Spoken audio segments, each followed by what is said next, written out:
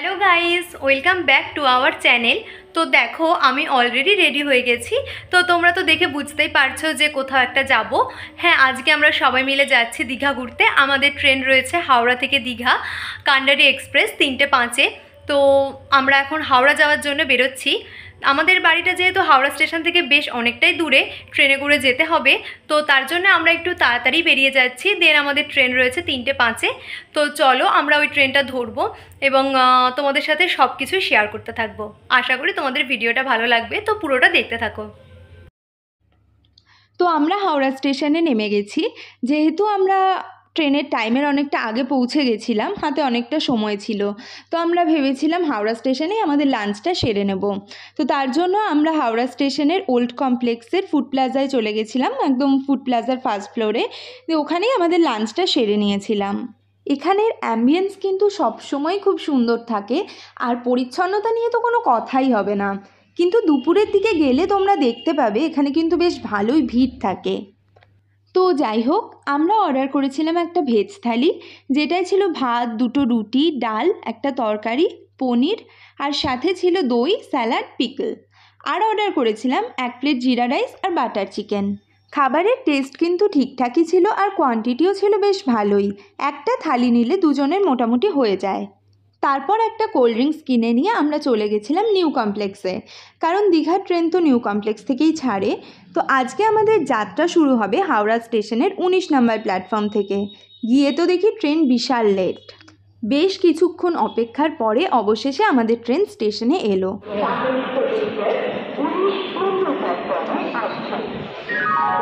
তোমরা তো শুনতেই পেলে যে অ্যানাউন্স হচ্ছে তাম্রলিপ্ত এক্সপ্রেস হাওড়া স্টেশনের 19 নম্বর প্ল্যাটফর্মে আসছে।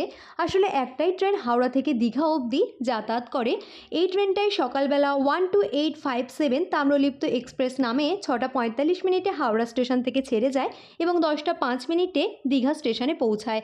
আবার এই ট্রেনটা 12857 তাম্রলিপ্ত এক্সপ্রেস নামে দীঘা থেকে ছাড়ে 10:35 এবং হাওড়া এসে পৌঁছায় 1:55। দীঘা ভ্রমণের ক্ষেত্রে এই ট্রেনটি সবথেকে বেশি সুবিধাজনক হয়, যার ফলে এই ট্রেনে কিন্তু ভিড়ও থাকে প্রচুর, টিকিট পাওয়াটা একটু মুশকিল হয়ে যায়। তবে এই একই ট্রেন দুপুরবেলা 22897 কান্ডারি এক্সপ্রেস নামে 3:05 হাওড়া স্টেশন থেকে ছেড়ে যায়, যেটা 3 ঘন্টা 20 মিনিট পর দীঘা স্টেশনে গিয়ে পৌঁছায় 6:25। আবার এই ট্রেনটি দীঘা থেকে 7:20 ছেড়ে এসে রাত 10:40 হাওড়া স্টেশনে এসে পৌঁছায়।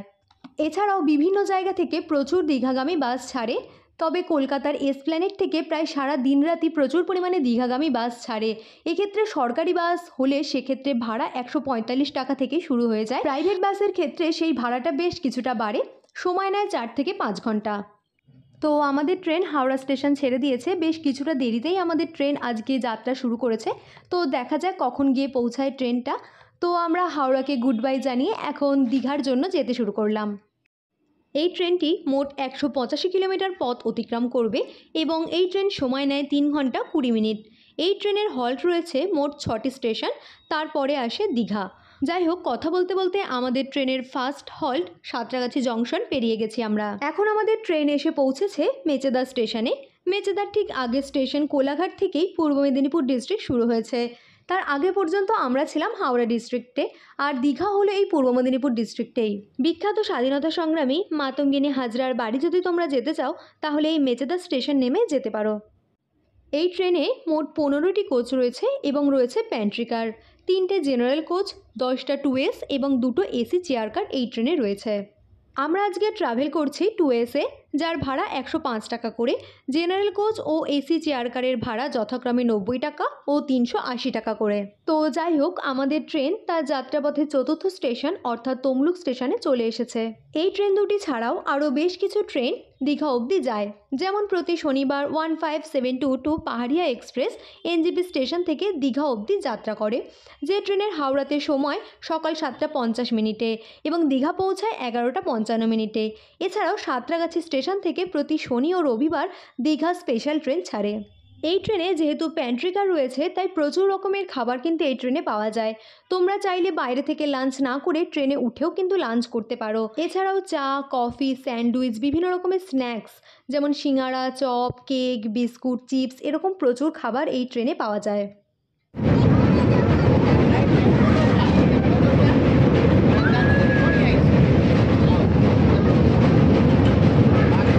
আমাদের এই ট্রেনের যাত্রাপথের পঞ্চম স্টেশন অর্থাৎ কাঁথি স্টেশন থেকে মন্দারমণি যাওয়া খুবই সহজ। তোমরা যদি মন্দারমণি যেতে চাও সেক্ষেত্রে তোমরা এই ট্রেনে এসে কাঁথি স্টেশন নেমে সেখান থেকেও যেতে পারো। কাঁথি স্টেশন থেকে বেরোলেই দেখতে পাবে প্রচুর টোটো অটো রয়েছে এবং তারা মন্দারমণি যাওয়ার জন্য তোমাকে ডাকবে। তো যাই হোক, দেখো কথা বলতে বলতে আমরা দীঘার আগের স্টেশন রামনগর বেঙ্গলে পৌঁছে গেছি। এর পরের স্টেশনই হলো দীঘা। তো দেখো আমরা দীঘা পৌঁছে গেছি। আমাদের ট্রেন হাওড়া থেকে বেশ কিছুটা লেটেই ছেড়েছিল, যার ফলে দীঘা পৌঁছাতেও আমাদের বেশ কিছুটা দেরি হয়েছে। স্টেশন নামার পরে মেন যেটা ব্যাপার সেটা হলো হোটেল খোঁজা। তো আমরা সেই জন্যে স্টেশন থেকে বেরিয়ে একটা টোটো বুক করে নিয়েছিলাম। সে আমাদের বেশ কিছু হোটেল দেখিয়েছিল এবং তার মধ্যে থেকে আমাদের যে হোটেলটা ভালো লেগেছিল আমরা সেই হোটেলটাই নিয়েছিলাম। তো দেখো আমরা এই হোটেলটা বুক করেছিলাম। এই হোটেলটার ফুল ডিটেলস নিয়ে এবং আমাদের রুমটা কেমন ছিল সেটা নিয়ে একটা সম্পূর্ণ ভিডিও আমাদের চ্যানেলে পোস্ট হয়ে গেছে। তো তোমরা চাইলে সেই ভিডিওটা দেখে আসতে পারো। তো যাই হোক, যেহেতু আমরা লেটেই এসে পৌঁছেছিলাম তাই হোটেল খুঁজে তাড়াতাড়ি করে ফ্রেশ হয়ে আমরা চলে গেছিলাম সমুদ্রের ধারে। গিয়ে প্রথমেই আমরা একটা দোকান থেকে চা আর বিস্কুট নিয়ে নিয়েছিলাম। তারপরে চলে গেছিলাম দীঘা সি বিচের ধারে যে মার্কেটটা রয়েছে সেটা ঘুরে দেখার জন্যে। দীঘাতে একটা সবথেকে বড় আকর্ষণের জায়গা কিন্তু এই সকল মাছ ভাজাগুলো। তো যাই হোক, এখানে ছিল, কিন্তু আমরা আজকে আর এই মাছ ভাজাগুলো ট্রাই করছি না। আমরা ডাইরেক্ট এখন চলে যাচ্ছি সমুদ্রের ধারে।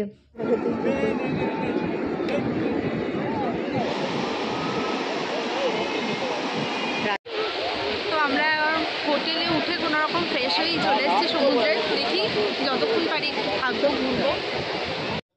তারপরে ওইখানকার একটা দোকান থেকেই ট্রাই করে নিয়েছিলাম গন্ধরাজ মোমো, যেটা দেখতে তো ছিল খুবই সুন্দর আর খেতেও ছিল বেশ ভালোই। এটা আমি ফার্স্ট টাইম ট্রাই করলাম।